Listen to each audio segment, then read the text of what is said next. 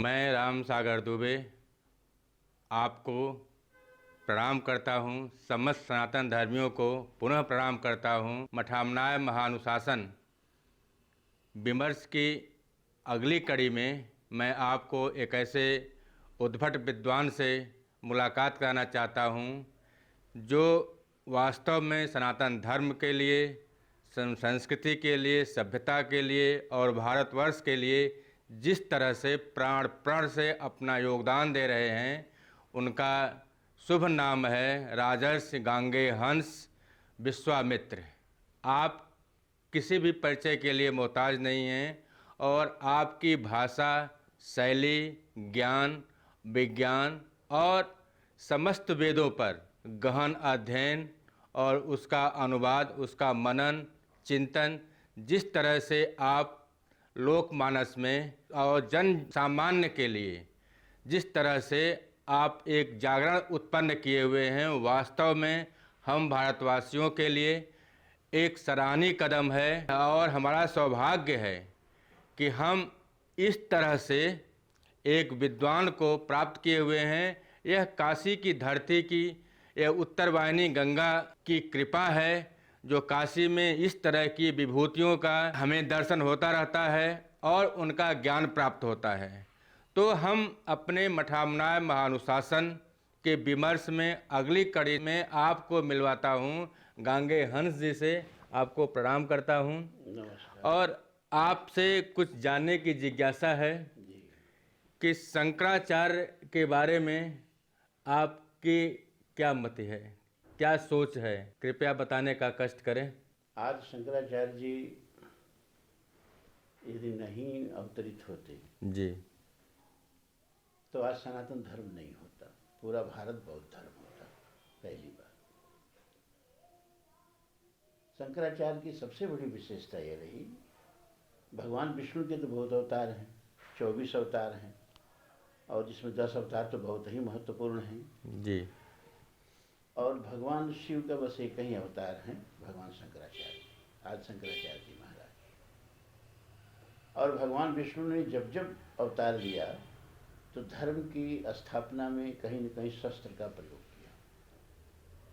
परित्राणाय साधूनां विनाशाय च दुष्कृताम्। लेकिन भगवान शिव वैसे तो हैं रुद्र, कालावतार हैं, लेकिन उन्होंने धर्म की स्थापना शस्त्र के माध्यम से नहीं, शास्त्र के माध्यम से की। जी। बिना एक बूंद रक्त बहाए, बिना किसी का शीश उड़ाए, बिना किसी लंका में आग लगाए, बिना किसी कंस का वध किए पूरे भारत में सनातन धर्म की पताका फहरा दी। ये सबसे बड़ी विशेषता है। बड़े बड़े बौद्धिस्ट जो उस समय के दार्शनिक थे, विचारक थे, उनसे उनका शास्त्रार्थ हुआ और उनको शास्त्रार्थ में पराभूत करके छोड़ नहीं दिया, उनको सनातन धर्म में दीक्षित किया। और सुधन्वा जैसे बड़े बड़े राजा उस समय जो थे, तो शंकराचार्य जी महाराज को केवल फिलॉसफी यानी दर्शन ही नहीं देना था, उस दर्शन को भूमि पर उतारना था। और वो बिना राजाओं के सहयोग के नहीं होता, बिना राज सत्ता के सहयोग के नहीं होता।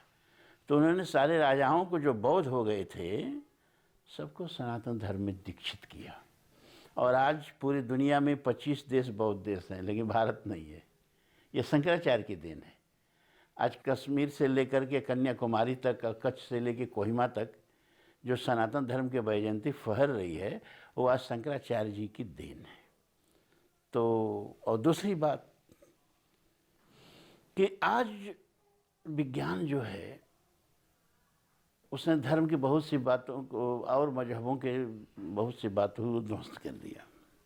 इवन हमारे वेदांत पर भी बहुत सारे दर्शन खड़े हुए। शंकराचार्य जी ने सबसे पहले अद्वैत दर्शन दिया।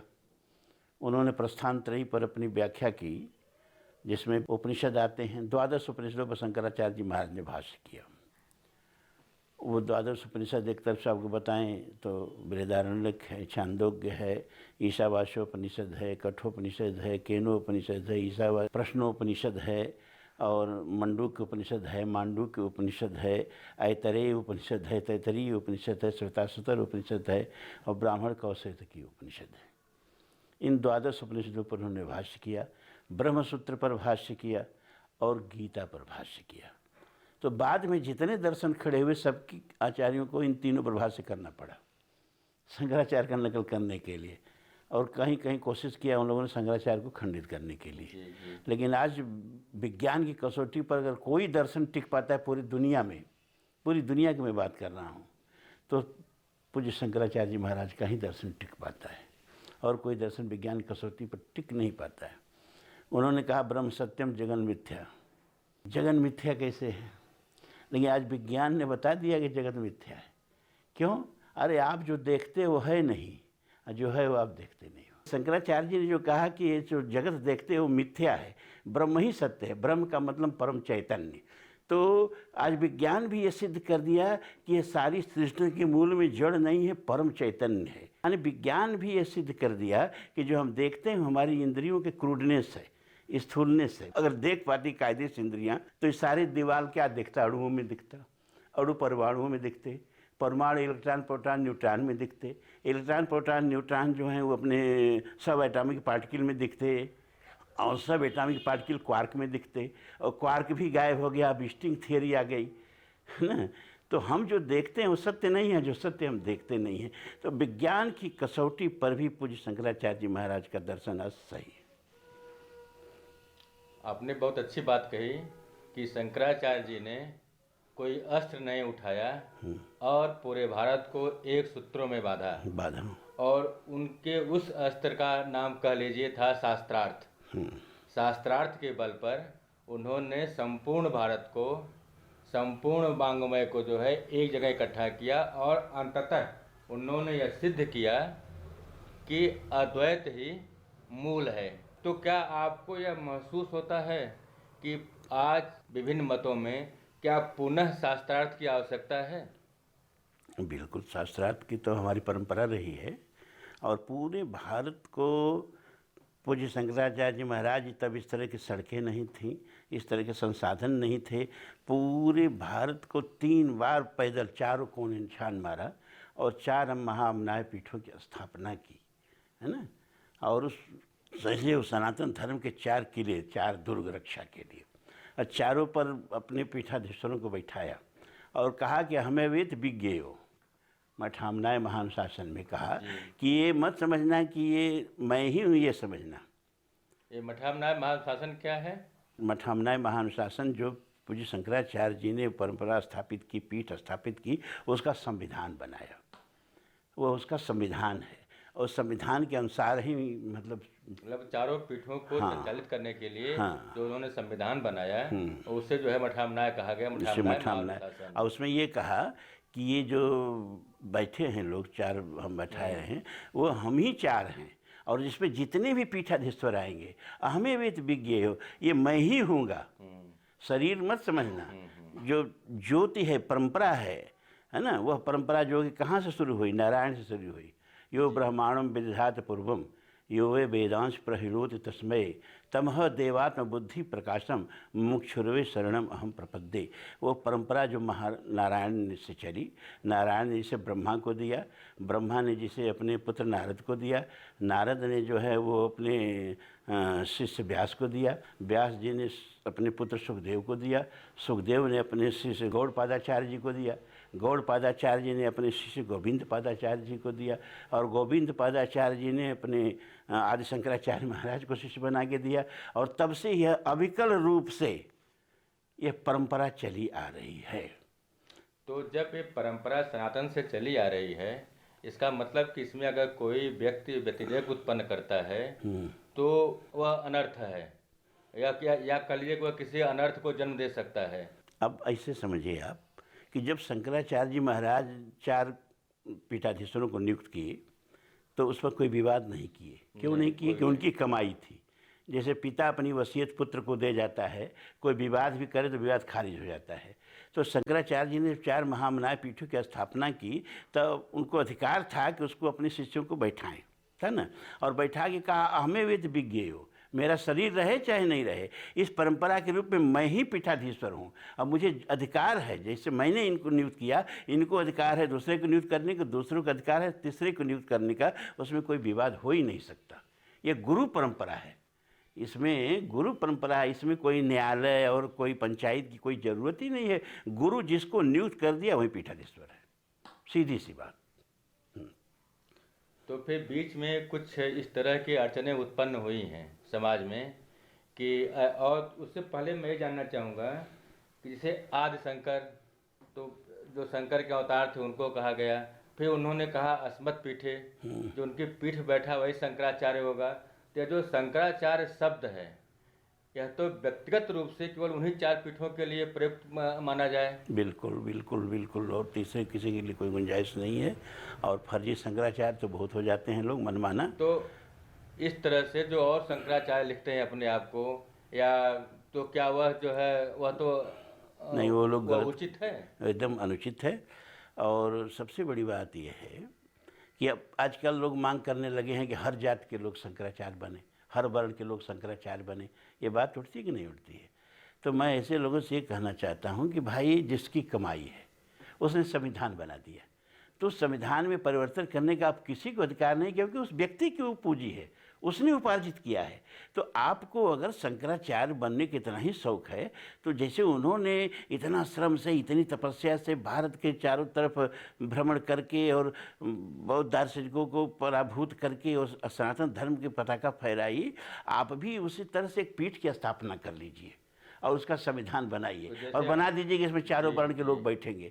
लेकिन जिसने वो पीठ बनाई उसने संविधान बना दिया, अब उसको परिवर्तन करने का उसी को अधिकार है, दूसरे किसी को नहीं है। नहीं, तो जैसे अभी जो आपका संविधान चल रहा है भारत का, हाँ, इसमें तो सैकड़ों जो है बदलाव हो चुके हैं, अमेंडमेंट आ चुके हैं। तो क्या आज शंकर के संविधान में भी कुछ बदलाव की गुंजाइश थी या बहुत नहीं है? सही प्रश्न आपने किया, समीचीन प्रश्न किया। वेद हजारों वर्ष से हैं, उसमें मात्रा का अंतर नहीं हुआ। गीता हजारों वर्ष से है, उसमें मात्रा का अंतर नहीं हुआ। इस संविधान राजनीतिक एक प्रबंध है, धार्मिक प्रबंध नहीं है। तो हम मठामनाय महानुशासनम को गीता के श्रेणी में, वेद के श्रेणी में रखेंगे। ये धर्म ग्रंथ है, ये राजनीतिक प्रबंध नहीं है कि इसमें सबसे, अभी 100 वर्ष नहीं हुआ भारतीय संविधान में सबसे ऊपर परिवर्तन हो गए, है ना। अभी 100 वर्ष बाद पता नहीं संविधान का क्या होगा। गुंजाइश नहीं है, कोई संशोधन का कतई गुंजाइश नहीं है, क्योंकि ये धर्म ग्रंथ है, राजनीतिक ग्रंथ नहीं है। कोई परिवर्तन नहीं हो सकता और गुरु को ही पूर्ण अधिकार है, वो चाहे जिसको शंकराचार्य बना दे, इसमें कोई विवाद भी नहीं हो सकता। अभी अखबारों में हमने पढ़ा था, समाचार पत्रों में जो है ऐसे संदेश आए थे, सोशल मीडिया पर भी कुछ लोग हैं जो उन्होंने प्रपत्र जारी किए हैं कि जिनको शंकराचार्य बनना हो वे आवेदन करें, उनकी एक परीक्षा होगी और फिर उन्हें जो है तय किया जाएगा। तो क्या आप भी उसमें जो है अपना आवेदन प्रेषित किए हैं या ऐसा कुछ है? असल बात है कि अगर वैकेंसी होती ना तो हम भी कर देते, अगर जगह खाली होती तो हम भी करते। एक चीज़ जान लीजिए, जैसे इंग्लैंड का संविधान लीजिए, उसमें कभी राजा मरता नहीं है। क्यों नहीं मरता है? क्योंकि राजा मरता है, क्राउन जिंदा रहता है। मतलब राजा के मरने से पहले राजा तैयार रहता है, वो पहले से मनोनीत है।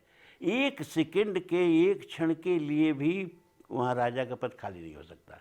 उसी तरह से ये अविकल, ये सनातन धर्म की अविकल परंपरा है। एक क्षण के लिए गंगा टूट गई तो गंगा मर गई, एक क्षण के लिए गंगा का प्रवाह रुक गया तो वहाँ गंगा मर गई। तो गंगा के प्रवाह जैसे अविकल है, वैसे यह ज्ञान की, यह सनातन धर्म की परंपरा अविकल है। शरीर से लोग मरेंगे, दूसरा शरीर बैठेगा, लेकिन ये परंपरा जो है लगातार रहेगी। इसलिए शंकराचार्य का पद एक पल के लिए खाली नहीं होता है।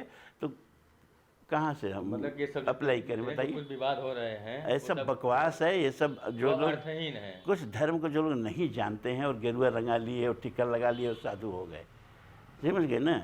इनका ये काम है और ये शंकराचार्य के पद को राजनीतिक पद बना लेना चाहते हैं। कुछ लोग अपने पॉकेट के शंकराचार्य बनाना चाहते हैं। महाराज जी कहते थे कि भैया कुछ लोगों को चाहिए कि अपने तनी 2 अंगुल और ऊपर बैठ के शंकराचार्य से अब बोले ये बेचारे शंकराचार्य। तो ये मैं बेचारे शंकराचार्य नहीं बन सकता। हैं, राजनीतिकों को आना होगा तो मेरे चरणों में बैठना होगा, मुझसे आशीर्वाद लेना होगा। वो ये तय नहीं करेंगे कि हम क्या करें क्या नहीं करें, हम उनके मर्जी के शंकराचार्य नहीं हैं, समझे। ये राजनीतिक लोग अपनी मर्जी के शंकराचार्य बनाना चाहते हैं। ये तो बिल्कुल, हाँ बिल्कुल, ये सब धर्म के साथ मजाक। धर्म रही नहीं, तुलसी ने लिख ही दिया, धर्म अर्थ सब कलयुग में गायब हो जाएगा। हैं, वर्ण धर्म नहीं आश्रमचारी, श्रुत विरोध रत सब नर नारी, लिखा कि नहीं लिखा तुलसी ने? लिखा है। तब तो शंकराचार्य जो पद है वह मतलब आपके प्रधानमंत्री पद से भी ऊंचा है। अरे प्रधानमंत्री का पद से कोई तुलना नहीं करनी चाहिए। प्रधानमंत्री पद से अगर राजनीति कहीं गड़बड़ होती है तो उसको हमारे शंकराचार्य जो है दिशा निर्देश देते हैं। बिल्कुल, संत हमेशा से ही करते रहे हैं, अनुशासन करते रहे हैं। और हमारी परंपरा यही रही है कि जहाँ राजा पदभ्रष्ट हुआ, राजाओं को हटा दिया जाता था। है, हटाने कार्य कौन करता था?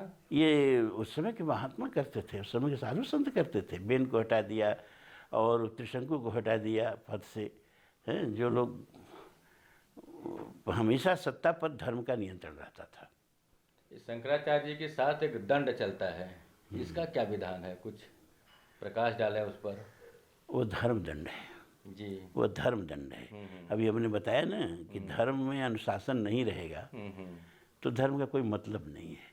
सत्य बोलने, मतलब धर्म भी अनुशासित है किसी से? अरे आप शास्त्र से अनुशासित है, धर्म जो है शास्त्र से अनुशासित है। लेकिन शास्त्र के पास अगर कोई शक्ति नहीं रहेगी अपने अनुशासन का पालन कराने के लिए तो लोग पालन करेंगे नहीं।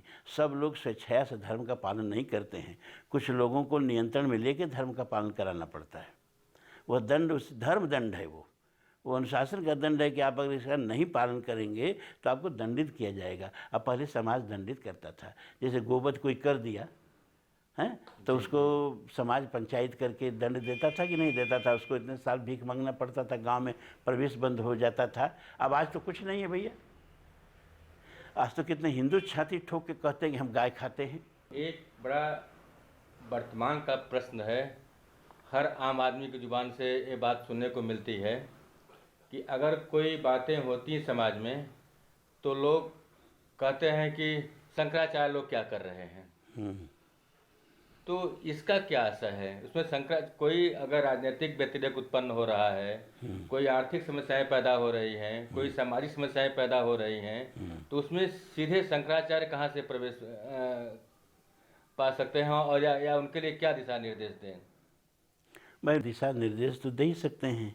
मतलब आपके कहने का आशय है, आप जो हम समझ पा रहे हैं कि अगर इस तरह के कोई धार्मिक कार्य करने हैं, कोई मंदिर का कार्य करना है, हाँ, तो इसमें हमारे जो सर्वोच्च पीठाधीश्वर हैं उनसे राय लेनी चाहिए, उनसे विमर्श लेना चाहिए, उनसे दिशा निर्देश प्राप्त करना चाहिए। तो इसका अभाव चल रहा है। और सर्वोच्च पीठाधीश्वर हमारे बस 4 ही हैं, चारों पीठों के शंकराचार्य जी। बकिया तो आप देख रहे हैं सब सत्ता के हाथ बिक जा रहे हैं लोग, ये ठीक नहीं है, उचित तो नहीं जहाँ है। तक पहले संतों के पीछे पीछे राजनेता चलते थे, अब देखिए तो राजनेता के पीछे पीछे संत चल रहे हैं। तो जहाँ तक मेरा अनुभव है, मैं समझ पा रहा हूँ कि मैंने अभी तक ऐसी कोई बैठक नहीं देखी कि जिसमें सत्ता आ करके चारों शंकराचार्य से विमर्श की हो, कोई राय ली हो कि हाँ हम विकास कार्य को यह दिशा देना चाहते हैं, करें कि न करें। यह अभाव क्यों आ रहा है? ये धर्म का पतन है, ये कलयुग का प्रभाव है। और क्या कहा जाए, कली का प्रभाव है। कली का प्रभाव है। श्रुत विरोध सब नर नारी, तुलसी ने लिख ही दिया, वही हो रहा है ना। तो हमारा जो विकास का मार्ग है इसीलिए कहीं न कहीं से बाधित हो रहा है और हमें उतना संतोष नहीं प्रदान कर पा रहा है। देखिए, विकासशील तो रावण भी था, इतना विकास किया कि सोने की लंका बना दिया, और उसकी कल्पना थी कि हम स्वर्ग तक सीढ़ी बनाएंगे, है ना। लेकिन उसका जो विकास था ना, वो अध्यात्म के प्रतिकूल था, धर्म के प्रतिकूल था। तो धर्म के प्रतिकूल अगर विकास होगा तो रावणी विकास होगा, और उसका अंत में क्या हुआ, उसके सोने की लंका भस्म हो गई। आज का भी जो विकास है ना, वो धर्म के प्रतिकूल है। परिणाम आपके सामने है, ग्लोबल वार्मिंग हो रही है, और वो अर्कटिका और अंटार्कटिका पर जमी बर्फ़ें पिघल रही हैं। समुद्र का जो स्तर है वो कई मीटर बढ़ने वाला है। तो वहाँ जल प्लावन होने वाला है, इसके बाद हिमयुग आने वाला है। प्रकृति के विरुद्ध आपने एक महाभारत, एक युद्ध छेड़ दिया है धर्महीन विकास के द्वारा। आप देखिए जोशीमठ में और उत्तराखंड की ज़मीनें धंसने लगी कि नहीं धंसने लगी? रोक लीजिए। जंगल तो काट दिए, विज्ञान जंगल काटने की ताकत है और दुनिया के सारे जंगल बर्बाद कर दिया। जंगल उगाने की ताकत विज्ञान के पास नहीं है, समझ रहे हैं ना? और जंगल कितना जरूरी है जीवन के लिए। तो एक दिन मंगल पर बहुत जीवन था। अभी आप गंगा जी की बात कर रहे थे, अगर गंगा की धारा एक पल के लिए रुकी तो गंगा जो है फिर मृत प्राय हो जाएगी। और अभी हम देखें कि गंगा पर काशी में जो है गंगा विलास जैसा एक कोई क्रूज चल रहा है, तो गंगा क्या विलास का साधन है? गंगा क्या विलास की बनी हुई है? हमें एक नया शब्द मिला, गंगा विलास। ये भी कलयुग का प्रभाव है ना। ये सब धर्म के प्रतिकूल सब चल रहा है। दम्भिन निजमत कल्प कर पकड़ कीन बहुपंथ, है ना। तब क्या कहा जाए? अब तो गंगा भौतिक नदी रह गई, अब गंगा धार्मिक नदी रह नहीं गई, गंगा अब आध्यात्मिक नदी रह नहीं गई।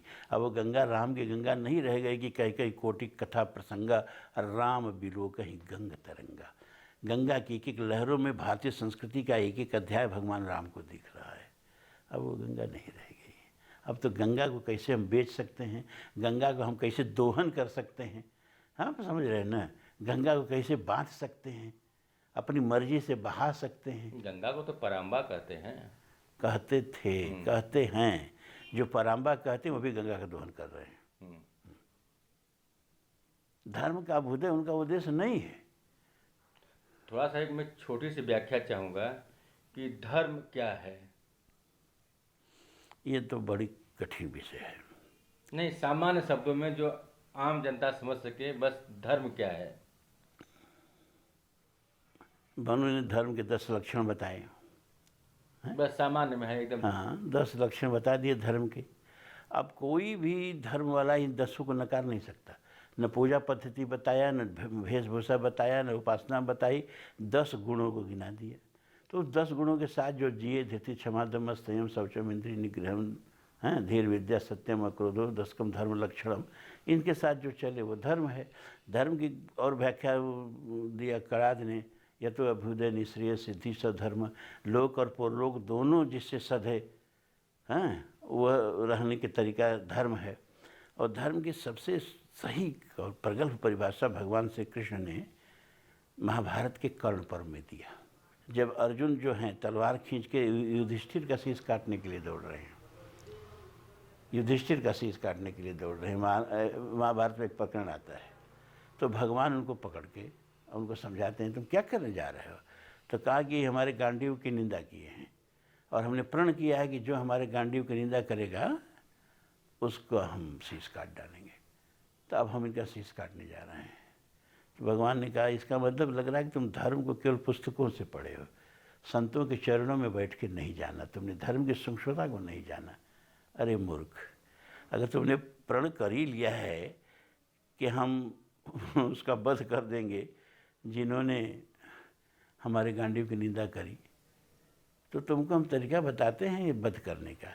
अपने से बड़ों को तुम कह देना उनका वध करने के बराबर है। ये शब्द आया वहाँ तुम युधिष्ठिर को तुम कह दो। तो अर्जुन युधिष्ठिर को तुम कहता है, फिर तलवार खींचता है। पूछे अब क्यों तलवार खींच रहा है तुम?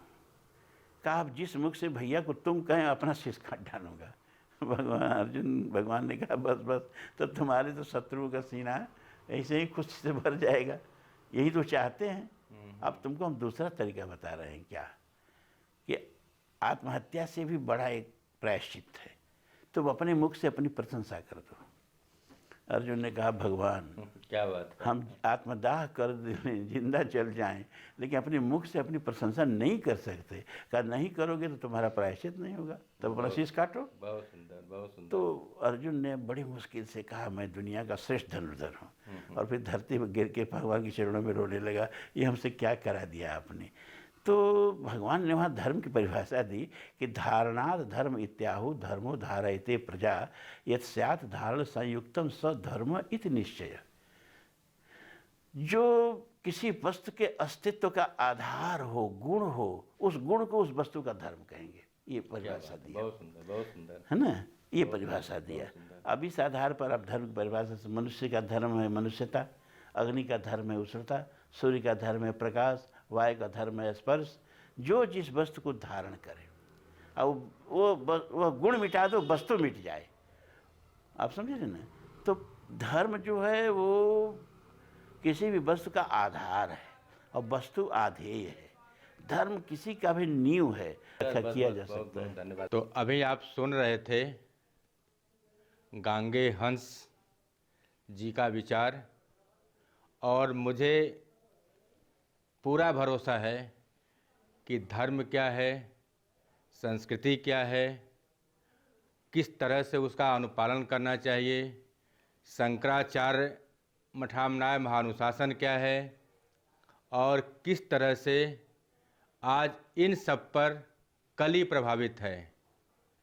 और जैसा बड़ी सुंदर बात कहा जो हमें आपको सीखने के लिए है कि अगर हम अपने मुख से अपना ही बड़प्पन करते हैं तो हम कितने निकृष्ट और कितने नीच व्यक्ति हैं। और आज इसका प्रयोग आप 100 चैनल पर देख रहे होंगे कि लोग, जनमानस केवल अपनी ही प्रशंसा में रत है। उसे लगता है कि मैं सबसे उत्तम कार्य कर रहा हूँ, और अपनी प्रशंसा, हमने ये किया, हमने वो किया, हमने ऐसा किया। इन सब का उत्तर आपको गांगे हंस जी के इस विचार से भली भांति आप विज्ञ हो गए हैं कि अर्जुन जैसा धनुर्धर किस तरह से अपना प्रायश्चित किया। अपना बड़प्पन जो है मैं स्वयं किया हूँ, प्रभु मुझे क्षमा करिएगा। तो हम कितने निकृष्ट हैं यह हम खुद परिभाषित कर सकें। और धर्म जिसके हटने से हमारा अस्तित्व समाप्त हो जाएगा। हमारा गुण हमारे धर्म में ही निहित है, और जब उस गुण को हम हटाते हैं तो वह वस्तु, वह व्यक्ति, वह समाज, वह सृष्टि समाप्त हो जाती है। इसलिए धर्म सर्वोपरि है, और धर्म की ध्वजा स्वयं महादेव धारण करते हैं। इसीलिए धर्म कभी नहीं मरता। सृष्टि समाप्त हो जाएगी पर धर्म समाप्त नहीं होगा, क्योंकि धर्म में वह शक्ति है कि वह फिर सृष्टि का निर्माण कर सकता है और उसके अनुसार हमें आपको ढाल सकता है। अगर हम नहीं ढलेंगे धर्म में तो हम समाप्त हो जाएंगे, हमारा कोई अस्तित्व नहीं रहेगा। और जैसा आपने बताया कि सिर्फ 4 पीठों पर, जो चारों दिशाओं में आदि शंकर ने 4 पीठ स्थापित किया और कहा अपने मठामनाय अनुशासन में कि इस पीठ पर जो विराजमान है वो मैं ही हूँ। तो हम और आप कितने भाग्यशाली हैं कि भगवान शिव के अवतार मेरे साथ हैं, और हमें उनके मार्गदर्शन में, उनके निर्देशन में इस भारतवर्ष को हम चाहें तो कोई भी ऊंचाई दे सकते हैं। क्यों कि ज्ञान की परंपरा, ज्ञान की खान सिर्फ शिव हैं, और हम काशी में विराजमान हैं। इसीलिए बाबा गोस्वामी तुलसीदास जी ने रामचरितमानस में लिखा कि ज्ञान खान अगहान, बस जह शंभु भवान, असन काशी से कस। तो हम आप भाग्यशाली हैं कि बाबा विश्वनाथ की नगरी में हैं। हमारे पास चार शंकराचार्य हैं। और जैसा आपने कहा, आप भी महसूस करते होंगे, हम यहाँ किसी दलगत की बात नहीं कर रहे हैं, पर हमने किसी दल को, क्योंकि वे हमारे एक संचालक हैं। जैसा आपने कहा कि हमें एक शक्ति चाहिए। सुधन्वा ने जब आदि शंकर के शरण में आए और उनके गुरुत्व को प्राप्त किया, तो आप सब भली भांति जानते हैं कि आचार्य चाणक्य से पहले वो बृहद भारत का निर्माण कर चुके थे। वह भारत जो हमारे आपकी कल्पना से परे है। तो जब गुरु का गुरुत्व शिष्य को मिलता है, जब शंकर का ज्ञान व्यक्ति को मिलता है, तभी हम एक बड़े भारत का, बृहद भारत का, अखंड भारत का निर्माण कर सकते हैं। और हम विश्व गुरु थे और आज भी हैं, सिर्फ हमें उसे पुनः परिभाषित करने की आवश्यकता है। और इन 4 पीठों के अलावा अगर हम किसी को शंकराचार्य कहते हैं तो हम भी उतने ही दोषी हैं जितना अमुक व्यक्ति गेरुआ वस्त्र पहन करके और एक आडंबर बना करके अपने को शंकराचार्य कहता है और हम उसके समर्थन में अगर उसे शंकराचार्य कहते हैं तो मैं भी दोषी हूँ, मैं भी पापी हूँ। मुझे और आपको इस अधर्म से, इस असत्य से बचना चाहिए। यह जो है आदि शंकर का कथन है, मठामनाय महानुशासन में स्पष्ट निर्देश है। और जैसा आपने बताया गांगे हंस जी ने कि जो मठामनाय महानुशासन है उसमें कोई संशोधन की गुंजाइश नहीं है। बड़ी सुंदर बात आपने कही कि वेद आज विज्ञान काफ़ी ऊंचाई को प्राप्त कर रहा है, लेकिन अभी आपके इस विज्ञान में जो क्वार्क तक जा कर के तोड़ा है उसके अंदर भी ये सामर्थ्य नहीं है कि वह वेद के किसी भी मंत्र में कोई बदलाव कर सके। विज्ञान ज्यों-ज्यों आगे बढ़ रहा है त्यों-त्यों वह वेद के हर ऋचाओं को स्वीकार कर रहा है, आत्मसात कर रहा है और स्वीकार कर रहा है। तो हम और आप अपनी छोटी सी सामर्थ्य के सामने हम विज्ञान भी बहुत तुच्छ है। विज्ञान अभी बिल्कुल शैशव अवस्था में है। आपका धर्म, आपका ग्रंथ, जिन्हें आप धार्मिक ग्रंथ कहते हैं, वह पूर्ण रूप से वैज्ञानिक ग्रंथ हैं। उन्हीं से विज्ञान निकल के बाहर आया है, आपको कुछ चीज़ों को परिलक्षित करा रहा है। अगर आप अपने मनन से, चिंतन से, विचार से उसमें डूबेंगे तभी विज्ञान के अनंत आयाम उसके अंदर समाहित हैं। तो हमें आपको यह आवश्यकता है कि संत की शरण में जा कर के, शंकराचार्य की शरण में जा कर के और वैज्ञानिकों को एकत्र करके अपने राजनीतिज्ञों से यह निवेदन करके कि आप भी यहाँ आइए और उनसे दिशा निर्देश प्राप्त करिए और विकास को आगे बढ़ाइए। अन्यथा विकास जो हो रहा है वह विनाश की तरफ जा रहा है और वह हमसे हमारे मूल तत्वों को छीन करके हमें किस गति को, अधोगति को ले जाएगा, यह हम और आप नहीं जानते हैं। इसी के साथ फिर मैं अगली कड़ी में किसी और विद्वान से मिलूँगा और अपने धर्म, अपने शास्त्र, अपने मठामनाय महानुशासन और शंकराचार्य की परंपरा, हाँ याद रखिए, शंकराचार्य की परंपरा की आज सख्त आवश्यकता है, क्योंकि लोगों के अंदर ज्ञान का ऐसा भ्रमजाल पैदा हो गया है कि उसे दूर करना अति आवश्यक है। इसलिए मुझे पुनः शास्त्रार्थ की पद्धति को अपनाना है, वाद और वितंडा से दूर होना है, क्योंकि शास्त्रार्थ से ही हमें मूल तत्व क्षण के सामने आता है। अभी आप जिस विद्वान का विचार सुन रहे थे, विश्लेषण सुन रहे थे, इनका अध्ययन स्वाध्याय है और आप न किसी दल के हैं, न तो किसी से आपका विरोध है, न किसी से आप विशुद्ध ज्ञान की बात को सुन रहे थे जो मौलिक आधार पर, जो मौलिक रूप से चिंतन पर आधारित है।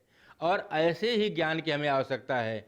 यह ज्ञान किसी से प्रेरित नहीं था, किसी से बाधित नहीं था कि नहीं हम कुछ और बोल रहे हैं। यह विशुद्ध भारतीय ज्ञान था, भारतीय चिंतन था और हमारी संस्कृति ऐसे ही चिंतन पर आधारित है। तो मैं अगली कड़ी में फिर किसी विद्वान से शास्त्रार्थ के पर चर्चा करूंगा और आपको उनसे पुनः रूबरू कराऊंगा। तब तक के लिए पुनः प्रणाम।